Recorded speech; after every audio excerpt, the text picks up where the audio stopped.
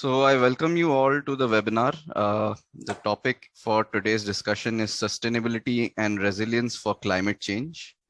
And we have a very prestigious guest today with us. So let's proceed with the webinar.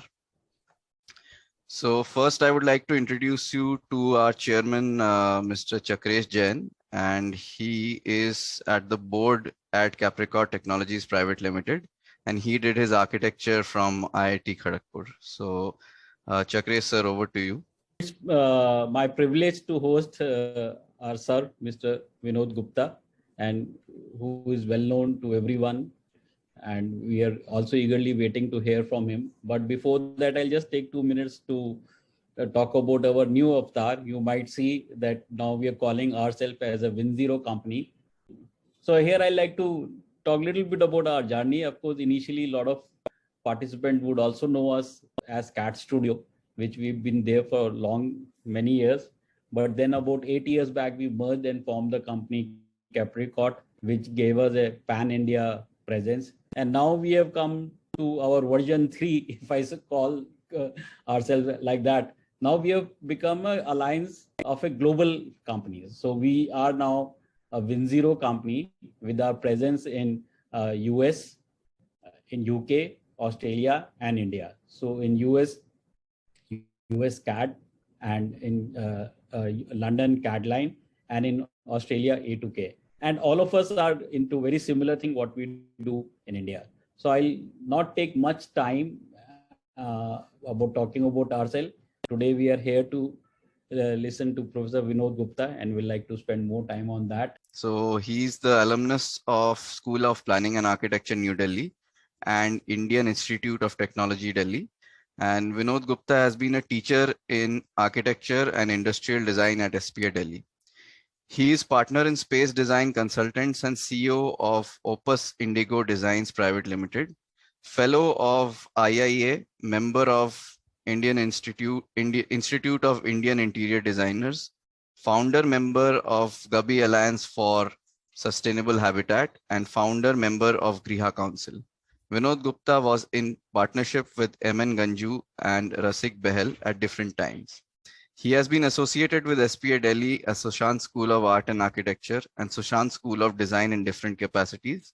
Vinod Gupta's contribution has been in environment-friendly architecture and interior design, furniture design, sustainable planning and design, intelligent and smart buildings. His current work focuses on sustainable design for educational campuses and ergonomics of furniture for work. His designs and manufactures ergonomic furniture and accessories. So I would like to invite sir to take over from here. Thank you, sir. Thank you, Abhishek. Maybe I can just straight away start with sharing the screen here. So this is a big topic that's been given to me. I have been in making green buildings, and sometimes people call them sustainable buildings also. I don't know if that is correct, but we seem to be in a different situation today. And I would like to just talk about these three different aspects. And I have more questions to ask than I have answers for. So perhaps at the end of this talk, we will have some time when you can give me some answers. We are in the midst of global warming, and we see this, or we were told that this is a question of the ice caps melting and, rising sea levels and so on. But this is one aspect of things which doesn't really relate to us. What does relate to us is things like this that we see every day in our cities. I don't know where people come from in this webinar, but I come from Delhi, and this is what I see as, our economy is totally dependent upon fossil fuel use. And this is one of these manifestations of it. There are many others, such as industrial production and so on. Apart from this fossil fuel use, we also have destruction of our carbon sink. And this has also created an equal number of problems for us. We also have created carbon sources carbon emission sources as waste that we produce all the time. The result of this is foggy, smoggy conditions, but more importantly, urban floods, which we see, this is Bombay in 2005. Since then, it has had the same kind of flood all over. They said that the sea had reclaimed Bombay instead of people having reclaimed part of the sea to make Bombay. When we come to rural areas, the situation is somewhat different. We have had too much of water here. We have rural situations where there is very little water available. We also have a situation of wildfires. This is a global phenomenon now. Some of the time these fires are so big that there is no way of controlling them. In fact, it's very hard to control these wildfires. As a child, I've seen them in the hills, in Simla Hills, and they were always, some little thing on the horizon where these pine leaves were, or pine needles were burning and so on, but they used to die out. But now these wildfires are so vast, thousands of acres are lost at the same time, and there's no way to control them. In fact, they have had the worst of them in California and also in Australia, in the western part of Australia. But the vision that we have of our cities is this. This is where we want to go. This looks beautiful, it works, it is nice. And while we can think about cities as creating some of the problems of climate change, we also think of cities as providing some of these solutions, because this is where people will live in times to come. So the question is, how do we get there? How do we get to that city, the beautiful city that we see? Well, sustainable design is the need of the day. And what does sustainable design mean? There is a United Nations definition, a Brundtland Commission definition of sustainability, which is to talk about the present generations taking away the rights of the future generations, not leaving enough for them to survive on. But this is not a concern that I have or that people in India should have, because we have a completely different situation. We live in a globally connected and completely unequal world where some people have so much and others have very little, and one doesn't know what is enough. We can talk about poverty levels, and we define them as a few rupees of income per day and so on. But there are also people who make few million rupees per day. So when we talk about the wealth that is there in our country, we're told that 1% of Indians hold 50% of the wealth. And the bottom 60% of Indians have less than 5% of the wealth. This is the level of inequality. And we see this in our cities. This is Mumbai. You can see very clearly there is what we can call the planned city, and then the unplanned city, or the illegal city, unauthorized city, whatever we like to call it. But a huge chunk of our population lives in these kind of places. At least a third or more lives in these places. So what architects and planners do is that they have to work for a client. The client defines a budget and a timeline. And most of the time, one is asked to make maximum possible FAR, whatever is possible to be built on a particular site, because sites are supposed to be valuable, and in the shortest possible time and with the least amount of money. Today, we even have a situation where we are told that one should do this free of cost, or no fee to be paid, or very little fee to be paid to the architect. So this is a difficult kind of situation for us. Now, the way to survive in this is that the architects and planners have to set their own goals. This is what I've done in my work all along. And these goals must deal with social relevance of the project, how it affects the client, how it affects the client's employees, or family, and how it affects the society at large. Then, whatever we do has to be done efficiently. And this is whether it is, we are talking about the amount of space that is built, what materials we use, what mechanical systems we use in this, and what means we adopt to get to this project or go away from it, and what other natural resources we use for this. All of these have got to be efficiently done. And finally, how this affects the environment. So the environment we know as air and water, air pollution, water pollution, so on. But it can also be noise pollution. And then the most important issue today is of biodiversity. Wherever we live, whether it is in the city or it's in the forest, there are always other life forms around. Even in the city, there are so many of them around us. We got to take care of those as well. So if we can set our own goals for this, then we have some semblance of sustainable design, if we can deal with this. Now, many architects have been doing this. This is Larry Baker's work. He did all of those things which I've talked about here. And he didn't think of them as something special that he was doing. It was just that he wanted to work like this. This was normal for an architect to think about all these issues and deal with them. He could not leave out, for instance, environmental pollution, or not worry about how much money the client would spend. He would think about all of this. In my own work, I did this in some small way. This is a solar energy center project in Gurgaon, way back, done in about 40 years back, where, which was a building which didn't have to be cooled by external sources. And another one, a small building in Gurgaon as well for the American Institute.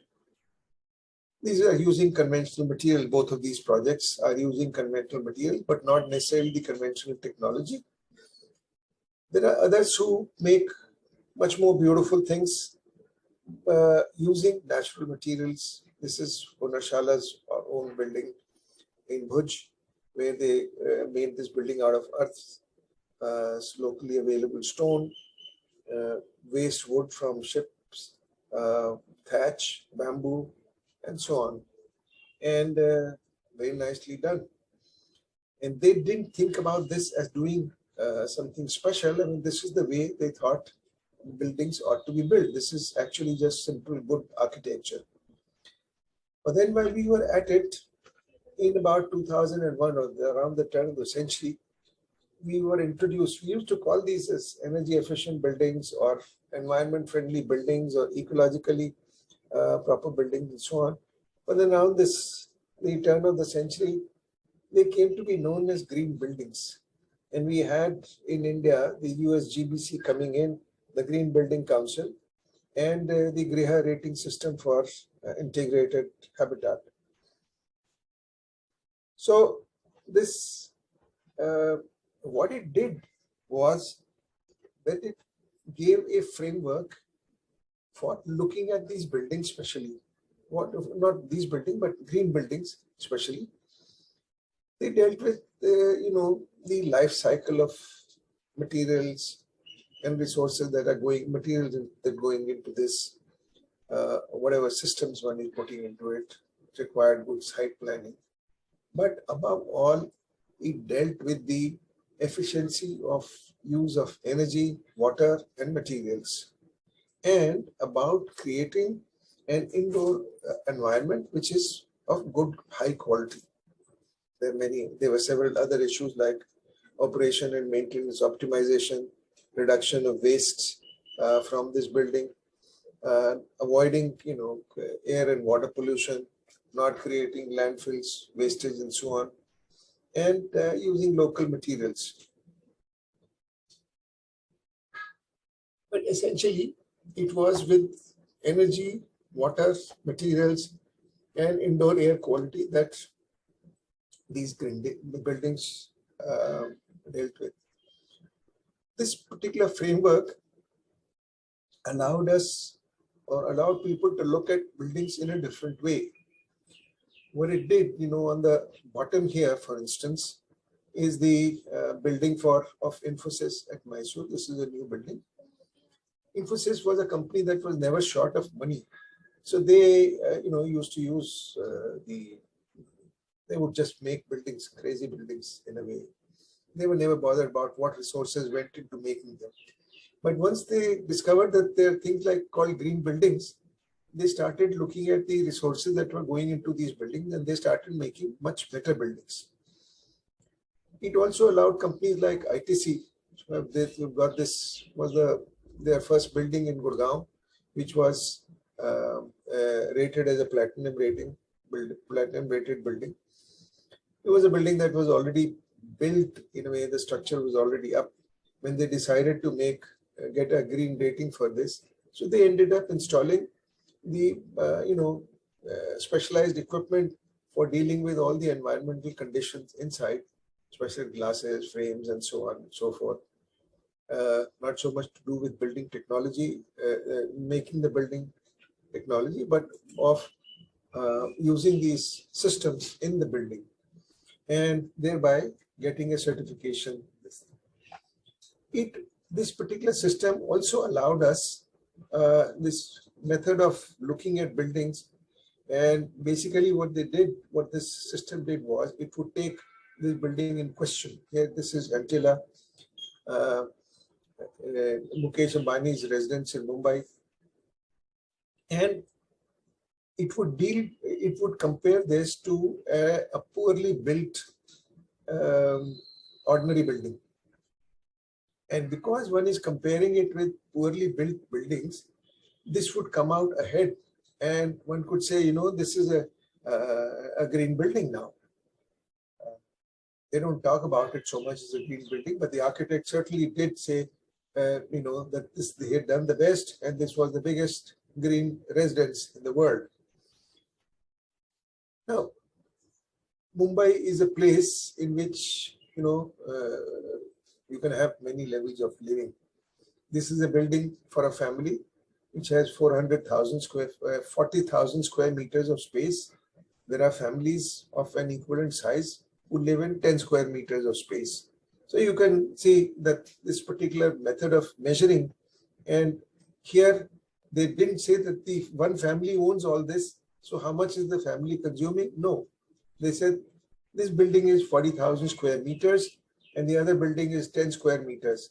The 10 square meter building is allowed to use only so many kilowatt hours of energy or so many other materials and so on. And this building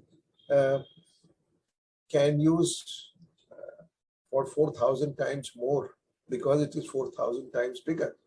They didn't think about the fact that this is one family living and there is another family living in 10 square meters. So why should we worry about this?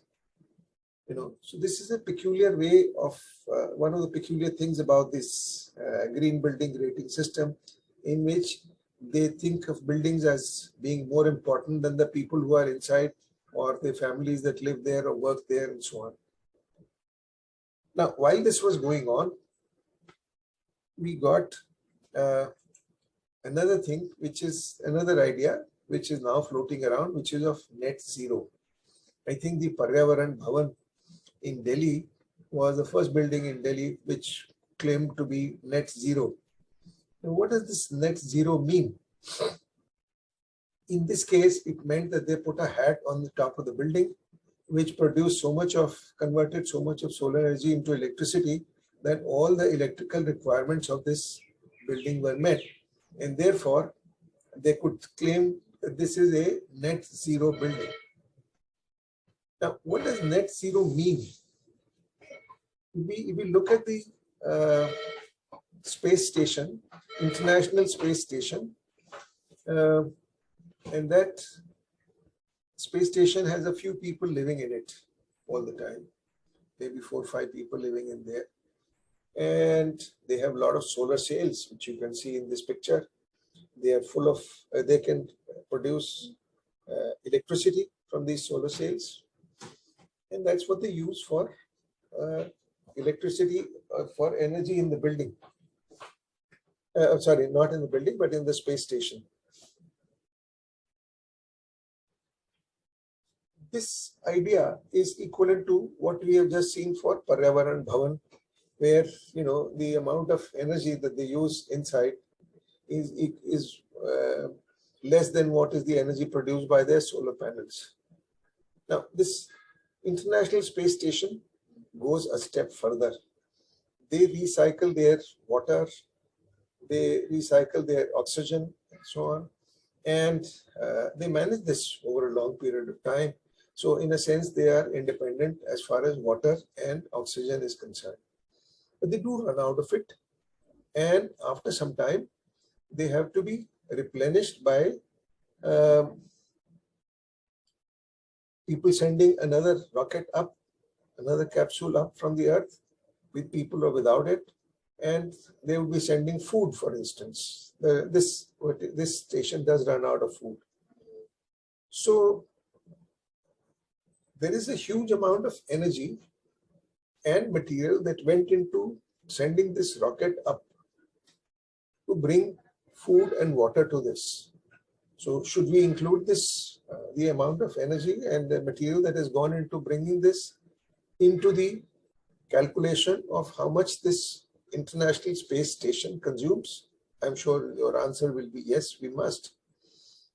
There was also the initial energy that went into producing this space station. All the man hours that went into it, all the materials that went into it, and then all the rocket fuel that went into hoisting this into space, and the rockets were then thrown out or wasted, and so on and so forth. So many of them. That is the virtual energy or virtual material that has gone into production of this International Space Station. If I go back to this building, the net zero, well, the electricity that is used to power this building every day is all that they are producing. Nobody discusses how much energy was used to produce the solar panels or the building itself in the first place. And what else do they get to this? There are people coming here who come there by car or by metro or some other means, and they use fuel to come to this. That fuel is not part of the calculation here. They also use materials in this building. They also use food in this building. None of this is taken into our net zero calculations as things stand.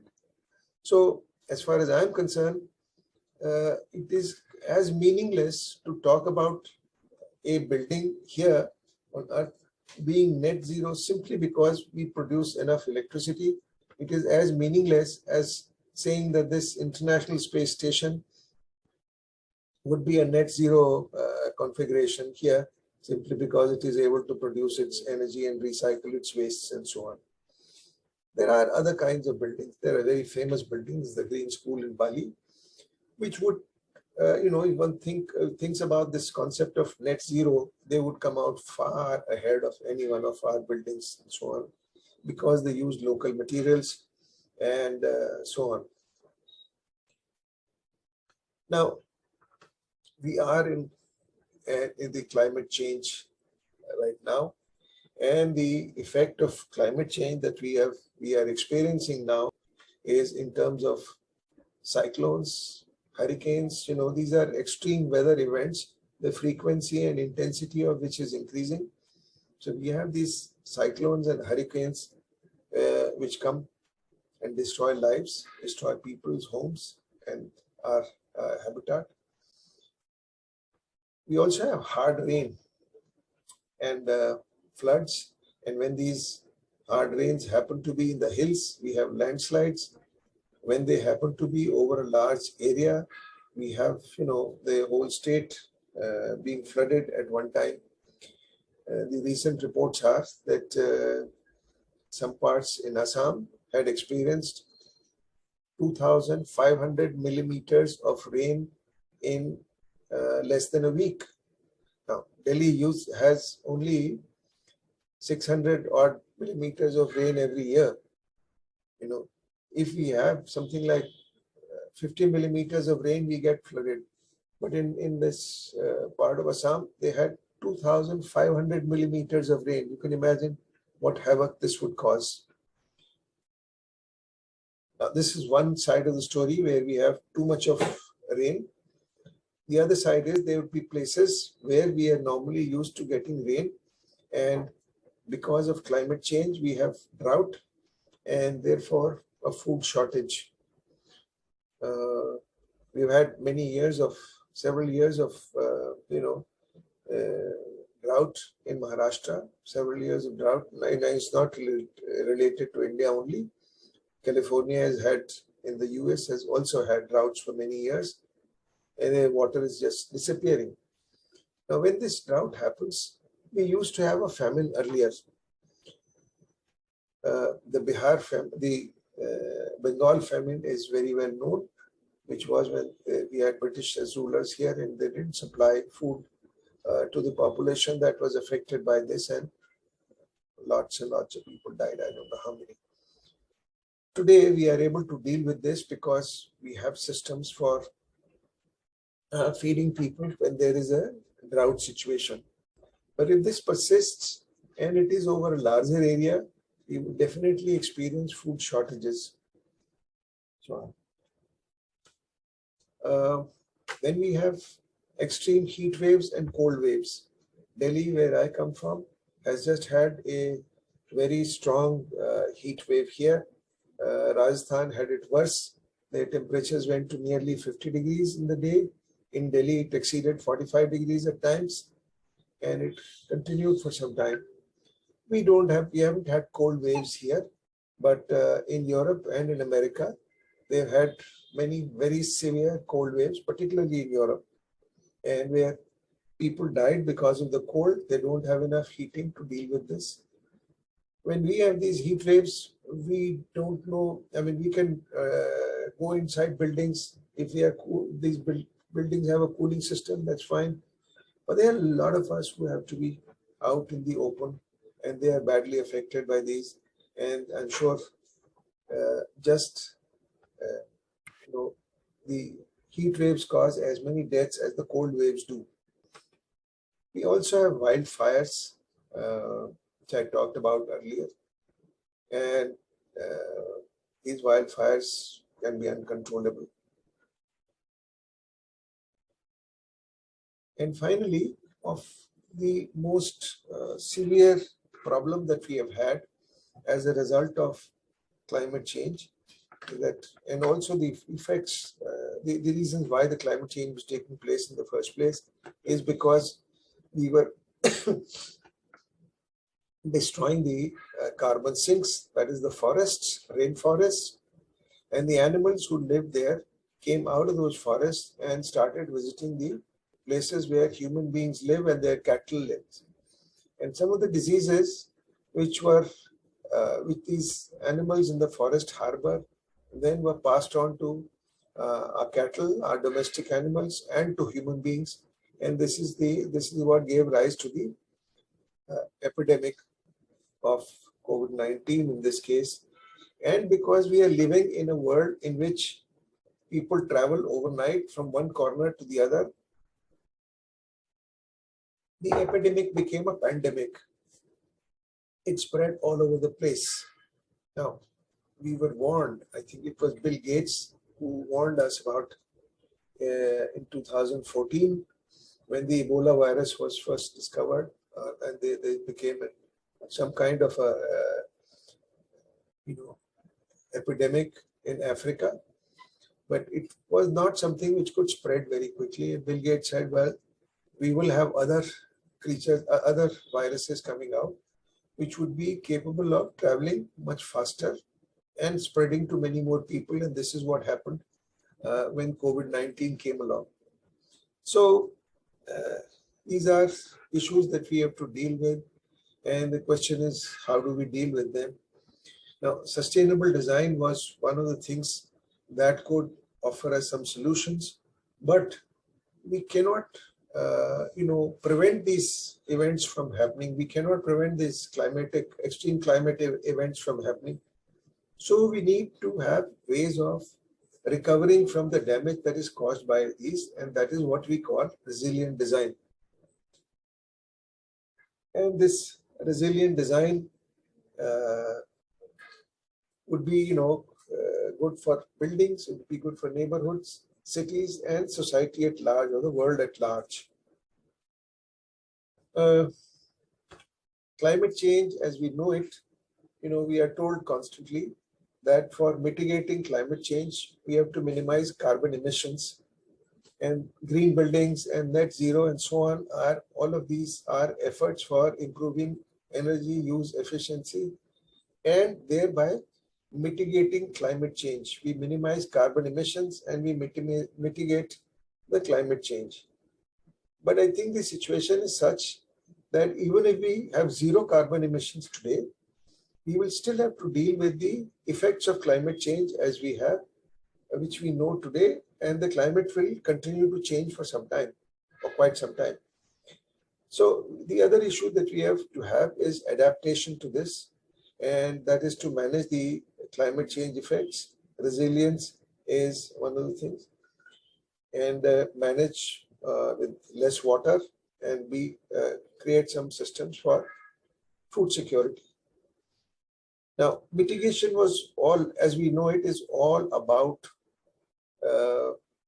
carbon emissions, minimize energy use, and so on. I believe that this energy use thing is more of a European problem that has been thrust upon us. And our issue is not so much of energy as it is with water. Unfortunately, the green building systems and net zero that we talk about is mainly concerned with, or largely concerned with, energy and not so much with water. My concern is with water. And if I look at this, then, we have a, quantity of water which is available globally to every human being. And India has far less of it, water available within our area, than the average in the world.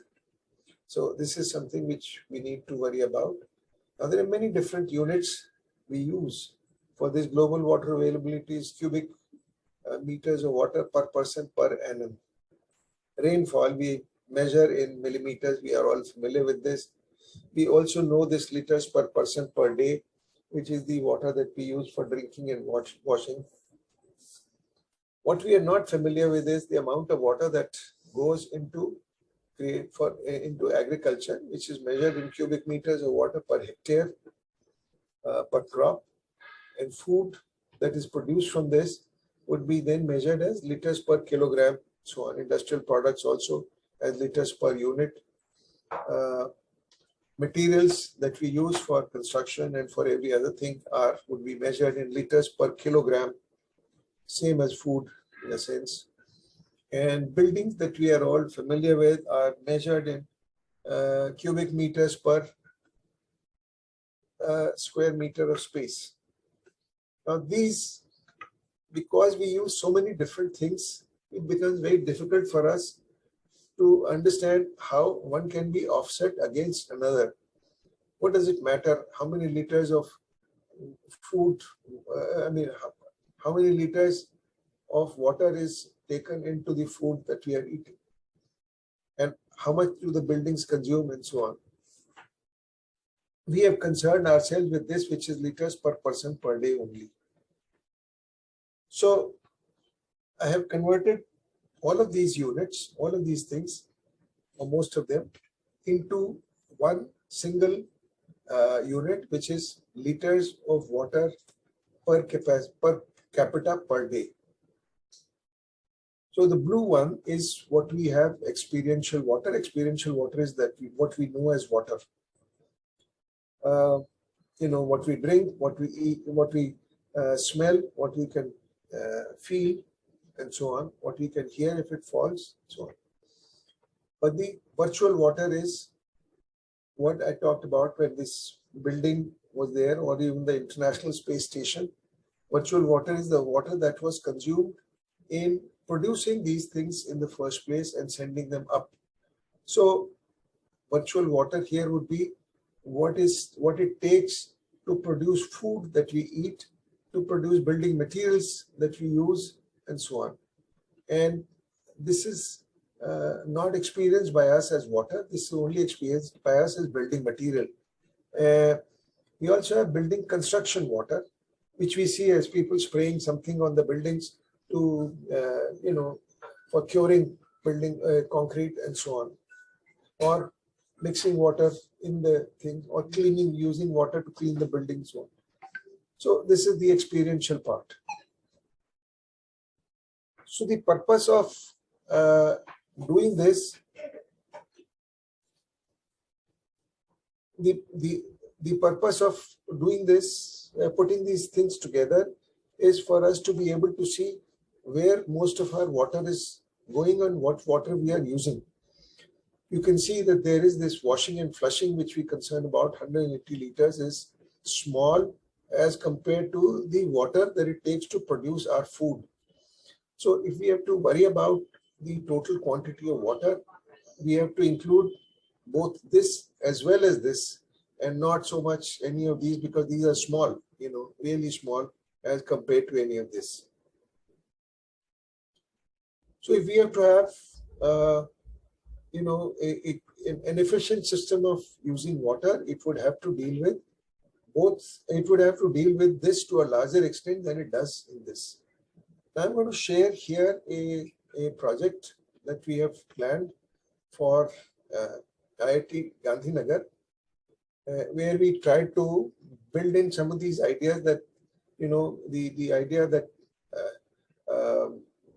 food and water are interlinked, in that one would have to deal with the issues of water that is taken to produce food. How does one take care of this? Now this project is where we have the river Sabarmati here. This is about 3 kilometers stretch here. There is a highway that runs here. This was a part of the site which was more or less flat, but here about 40% of the site was ravines. And there was a village here and a small plantation here. This is what the ravines look like, which are rough and ready in the dry season. When we looked at this, we realized that in order that this becomes a self-sustainable project or more secure than others, then one should be able to use the water effectively. It is not just to collect rainwater. Rainwater harvesting, yes, that would be there. The Sabarmati is a dry river like the Jamna, by the way, most of the year round. It only flows a bit. It's a seasonal river. So we reserved, out of the 400 acres that they had, we reserved maybe about 70 acres of land here for cultivation of food and for taking care of the wastes. From this waste were actually taken care of in this area, in the ravines. And then this water was to be used for producing food here, growing food here. And this was possible by building all the residential building, the academic buildings very tightly, so that one could release this amount of space. They liked the idea of saving space, but they didn't like the idea of producing food on this campus. So this was thrown out. But the idea of using the ravines to use what we call the root zone treatment system for wastewater, that is something which has been applied there.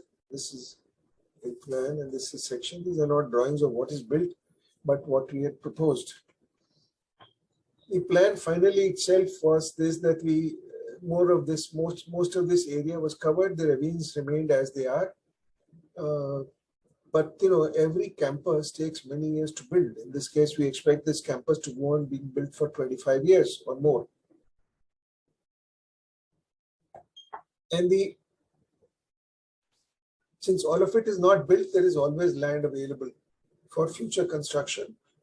And fortunately for us, it was very nice to see that after people started living here, they also realized that there is some value to this, the idea of producing food.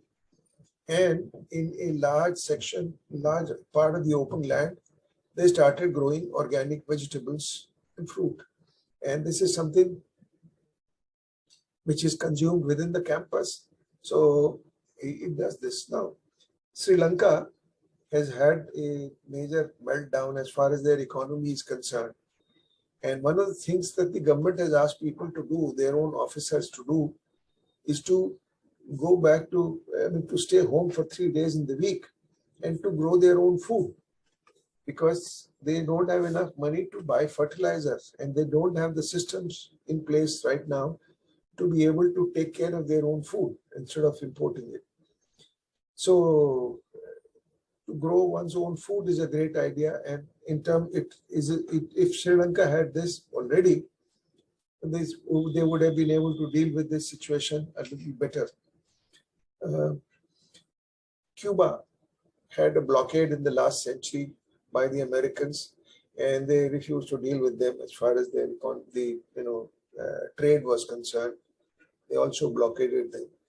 But the Cubans decided to simply manage this by growing their own food. So Havana is one of those places where most of the food, or 60% of their food, is grown within the city itself. So it's possible to have this as urban agriculture as usable. Earlier,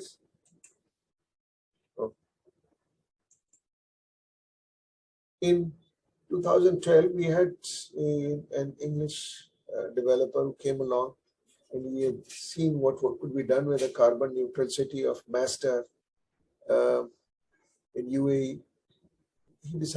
He wanted to build one here, and we had asked to size this as to what would be possible.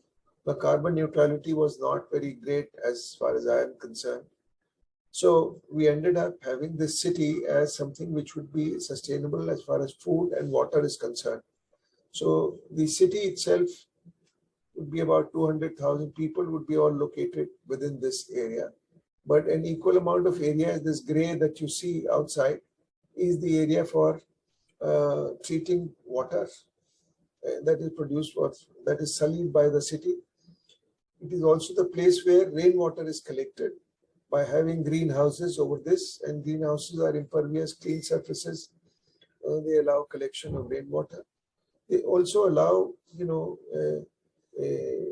these are greenhouses. They also allow a little less water to be used inside, or different systems of agriculture to be used inside, which work with 10%, 20% of water that agriculture in the open normally uses, and so on. This is not a city plan. It was just a calculation to see what happens, how much land would be required, or if at all we could manage these things. And the answer was yes, if 50% of the land is taken up into this. You will see a lot of such buildings around these days as green buildings. Most of them are things, they are beautiful buildings, and they grow greenery to keep the building cool and so on.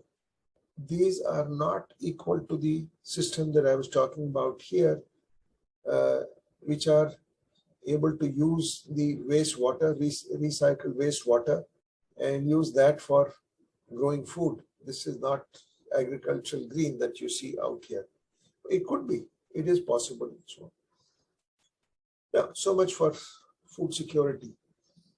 But today we are also concerned about rising levels of water and floods, which I talked about earlier.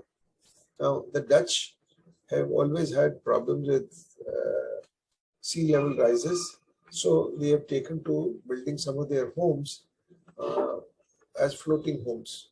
These are not to be taken away somewhere, but these are simply things that would rise up and down as seawater level rises. The idea has been taken in Bangladesh to make this Amphibious School, which is won the Aga Khan Award for architecture. It's something that floats up when this area gets flooded, and the school children are able to come to school. Bangladesh has always had this, or is not the only way of doing it, but they have these boats, large boats, which are used as schools. They collect children from different areas because they are all living close to water and in waterlogged areas, and they are able to study like this. Now, in my own work, this is a competition scheme which was for a floating city of 200,000 population once again. And this city would have the idea of going and building this city on the sea as a floating city. This is not a fixed anchored city like the palms of Dubai. This is not one of those areas. This is simply floating. And the idea of floating is that it's possible to do this in different places. And it's large, but also it is able to deal with the issue of space. There is no constraint of space. It has plenty of water available. We have just to collect the right kind of water, so on. It also has plenty of energy available because there is sun, there is wind, and there is wave energy available, so on. Of course, there are issues of climate and issues of hurricanes and cyclones if this was to be in a place like that. But there are calm areas of the sea where these things don't usually happen. They could happen there also, so on. So this was one of the ways of dealing with this. Now, talking about heat waves, we have had a tradition of, cities, our cities, parts of them being covered in summer like this. This is very much India. And I think that the time has come when buildings are not sufficient. We have to concern ourselves with open areas and about shading buildings themselves and all the, to a larger extent, the open areas. There are people who work outside all the time. And for them, it is important that they are able to survive. I believe we have reached a point where, just as we provide homes for people in winter, for the homeless in winter, we'll have to start providing homes for the homeless in summer as well. Places where people could go and cool themselves, so on. The idea of shade and cooling public spaces, open spaces, is something that we took in our scheme for, this is a competition scheme for housing, for student housing for IIT Bhilai, which we won, but we didn't get to build this project because of funny things that happen in this profession. But the green in this case are the buildings, and the roof of these is for horticulture, where we will be using the recycled water from this. Most of the open areas are covered by this, which is a surface which shades the open areas, which collects rainwater and produces energy at the same time. All these three things will be done by these shades, and this is how they are covered. They create the conditions in the summer when people could move from one area to another in greater comfort and feel the coolth of this. And the agriculture or horticulture on the roofs would also keep the buildings cool to some extent. Thank you. I'm through. Such a great presentation. I think everybody learned a lot from this. So I think we can proceed with the question and answer session. So I'll ask questions one by one, which were put in the question and answer and the chat boxes. And then I think sir can reply. Would that be okay, sir? Yes, please.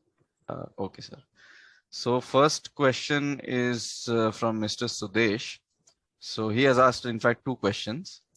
First one is, for the above, don't you think, Professor Gupta, that cities be more compact rather than separated by huge landscape areas?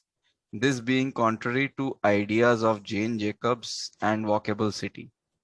In brackets, he has written Jeff Speck. So would you want to answer this first? Yes, I can do that. Yes. I agree with this idea that cities, shall I unshare this presentation? Just a second. Stop share. Okay. All right. Here we are. I'm saying I do think that cities ought to be compact, and some of these designs which are shown about campuses in cities and so on. They are all very compact places. Uh, if you are referring to IIT Gandhinagar, for which I shared the plan, the original plan was very compact, which was our design. The staff felt that, this business of going from residential to academic area is something where one turns one's head on to work and turns it off in order to get home and be relaxed and so on. So they wanted that this separation be there. I think that there is a great problem because Ahmedabad is or Gandhinagar is a very hot place, and it's difficult for people to walk through this and they try to drive now. And it was never the idea that this should be a driving campus. So I agree entirely with walking and compact cities, but I think that, we need to have this idea of growing food and managing our water within the cities. Just one more thing, in a city, we have been used to dealing with floods or rainwater and draining it out of the city. This doesn't work anymore. We require open spaces within the city where water can collect for some time, for a few days, if you like. And, when there is a lot of rain, this water should be able to collect and we should be able to drain this out or let it soak into the ground over a period of time. That's it. Okay, thank you, sir. There's a question 2 from Mr. Sudesh only. Do you agree with the new visions of large schemes being planted with trees at all levels? You see the projects that do this every day. In fact, many be more towards being biophobic than biophilic. So I don't know what is biophobic, but I do understand biophilic. Yes, I talked about this, that there are a lot of these green projects that one sees, green buildings that one sees with a lot of plantation. I think it's a good idea to have plantation in the buildings as long as one can use this for treating the wastes of the building, wastewater from the buildings, using the composted nutrients in the buildings, and finally of producing food from this. So both these three things of, treating water, producing food, and composting our waste and so on. This is important. The cooling of the building happens whether you have food growing there or you have other plants growing there. In fact, the landscape as such has been about making beautiful areas, beautiful places. But I think landscape can also be about being productive as far as food is concerned and growing trees that give us more than just simply green foliage and shade. They could be giving us fruit. So in fact, this is one of the ideas that has been promoted at IIT Gandhinagar now, that instead of growing any more trees which are ornamental trees, they would grow mostly fruit trees. Right, sir. Thank you. Another question is for achieving net zero with solar panel, that does not look pleasing with the installation. What are the other methods that can be implemented other than solar panel to achieve net zero? I think that net zero itself is a problem. I thought I was talking about this. There is no reason for us to be thinking about buildings being net zero. We could talk about cities being net zero. I have always talked about cities which are net zero in terms of water. If we produce enough food in them, they become net zero as far as water is concerned, because the amount of water that would have been taken in order to produce the food in open areas would be far more than what we could do this for in the city. As far as electricity is concerned, I agree that the hat on top of Paryavaran Bhavan doesn't look nice. It also, when it is applied on other buildings, it also takes away the roof space, which is very useful for people for different purposes. We have always used roof spaces for many other activities. So I would say, we have large areas of desert. That is where our solar panels ought to be placed, and we can transport this energy to wherever we want. Right, sir. So next question is from Mr. Jugal Kishore. How do you build resilience against climate change, and what is climate resilience development? I think I've talked about this. Is it in a particular aspect that he would like me to cover? I thought I had talked about all this. Right, sir. We can skip to the next question. The next question is, we are in era of going for high-rise buildings to solve space requirements.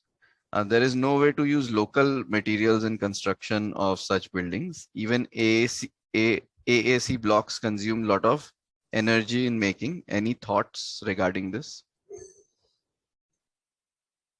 Uh, if I have a choice between a tall building, a multi-story building, and a low building, I would go for a low building. I think they can be more dense. There are issues. There are many things that you cannot do in multi-story buildings, such as using. There is very little roof space left, though you have more ground space left. But because multi-story buildings are configured in to be separate from each other, the ground space is not as usable. So I would prefer to use the lower kind of buildings in our cities. I don't think the density goes up so much by increasing the height. Especially, I think people like that they live in high buildings, tall buildings, and have a better view. Perhaps that is what matters to them. Okay, thank you, sir. Another question is, in a water scarce urban area, how can we achieve net zero water consumption for a housing project of, let's say, 50 to 62 modules at a rectangular site of, let's say, 50,000 square feet? 50,000 square feet. Yeah, I think that's just a condition. But main question is how to achieve net zero water consumption in a water scarce urban area. I just recently come across somebody in Bangalore who has got a house in which he has no water connection. He's had no water connection for 20 years. He's been always collecting his own rainwater, recycling it, reusing it, and thereby having a water positive thing. So it depends upon which area you are in. If you have enough rainfall, you'll be able to do it. Bangalore has probably better rainfall than Delhi. I think they have a little more and less evaporation than we would have in Delhi.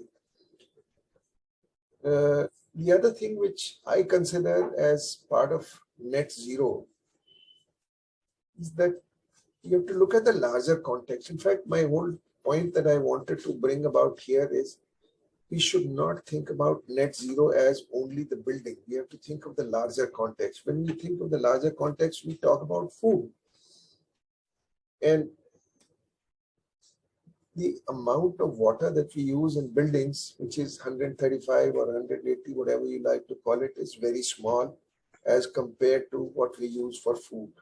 So please, this question should not be raised again. You have to think about food that we can grow. And once we grow that, if we simply grow all our vegetables and fruit, or a large chunk of it, we would have 300 liters of water saved. That would make it net zero for sure. Thank you, sir. I think we can take up another question. That's the last one. Mr. Kanav asks, how do you see the government policies with regard to promotion of green buildings or sustainable development?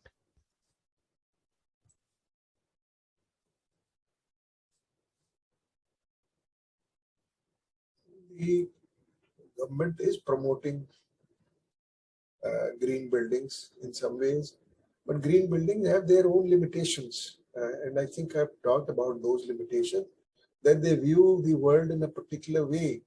It is possible for us to fulfill all the conditions for making a building green whatever measurement system they use without actually having made much of a difference. This is a peculiar problem of having these kind of measurement systems. There was a study which I saw recently, which was about by the New York. I think it was the Wall Street Journal that had conducted this, or the Washington, no, or maybe it was about New York. They found that the green buildings actually consume more resources than the buildings which are built sensibly. One of the greenest buildings that they found, which was consuming less resources, was the Empire State Building. Now, it's a normal building. It's a well-built building. And that consumed less resources than something, which was built recently and considered having a green certificate. So I hope that answers this, Chakresh. Yeah, I can see there are a lot of questions, but in the interest of time, we will have to conclude. So thank you very much, sir, for putting it in a very simple and format and trying to, and especially for the students who are participating in this competition. I'm sure it will be a very good view of what are the points to consider, and as for future budding architects, I think it was very, very useful and very important. And thank you very much, sir, for this presentation. Chakresh, thank you for inviting me here. My pleasure, sir. Goodbye. Yeah. So we just now another few minutes, Priyanka will take us through the competition which we have for the students. Just she'll be sharing details of that. Yes, Priyanka. First of all, Professor Vinod Gupta, I would like to thank you for this beautiful, insightful presentation that you gave us. I completely agree with whatever Chakresh sir said to you. And hello, everyone. This is Priyanka, Ideation Explorer at Ethos, and I'll be quickly taking you through the brief. Next, please. Yeah. The global pandemic and lockdown have boosted technological advancement in our work-life patterns. Today, global companies have adapted to hybrid mode of work from office and home. Tier 2 and Tier 3 cities in India can potentially emerge as business hubs and open fantastic opportunities, which will require urban development reforms and the development of infrastructure. The opportunity will enable the qualified young professionals to work from home, stay closer to the family, and have a better work-life balance, thereby increasing their productivity and decreasing the pressure on megacities. But to achieve this, we need to reimagine the environment to fulfill the aspirations of globally aspiring Indian youths from towns. With this background, Design Advance Emerging Towns Narrowing the Gap Between Home and Work has been launched by Cape Record in association with Autodesk and Ethos. This is a call for intervention to design a mixed-use development program for small towns that invoke the quality of well-being, inclusivity, and an integrated approach. Next, please. The site needs to be selected as per the following. Pick a town with a population of less than 1 million. Teams can choose a plot of 1 to 2 hectares in the setting of their own choice with aim to develop a mixed-use hub with more than one function from residential, retail, office, entertainment, social hubs, and flex buildings. The locally applicable bylaws and the site regulations are to be followed, or NBC in case of their absence. Site for adaptive reuse may be picked if adhering to the other criteria mentioned in detail in the brief. Next, please. Participants are encouraged to ponder about factors and improve the livability of the towns through interventions when designing their projects, which are mentioned in detail in the brief. The competition is open to all the undergraduates and postgraduates of architecture and design, as well as 2022 graduates. You can participate individually or in a maximum of 3 people group. We are looking for solutions that are innovative, futuristic, and net zero energy efficient. You can register and check the design brief at the website designadvance.in. The registration deadline being 20th September, we hope you will participate and help us spread the word about this competition. Thank you all. Thank you so much. So once again, thank you, sir, and thank you all the participants. I hope everyone would have loved the presentation. So bye and thank you.